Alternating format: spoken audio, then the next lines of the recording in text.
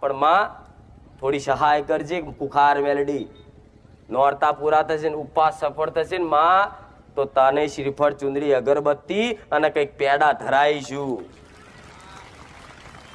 તો તમારા ઉપવાસમાં તમારું ધ્યાન રાખીશ, તમારી કેર કરીશ, ઇંગ્લિશમાં એવું કે ને એમ, તમારે હાચવીશ તમને ઉપવાસના સમયગાળામાં. 24 કલાક તમે મને સોંપ્યું છે ને કાર્ય, તો 24 કલાક તમારી આજુબાજુ રહીશ.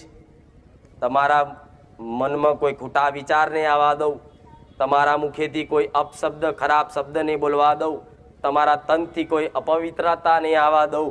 આ તન મન અને વચન આ 3 વસ્તુથી 9 દાડા જો કદાચ પાલન રાખ્યું ને, તમારી માં બાથમાં ગાલ દેશે. આવું કહું છું મેલડી. તો બધાના ઘેર અતાર દીવા થાય છે,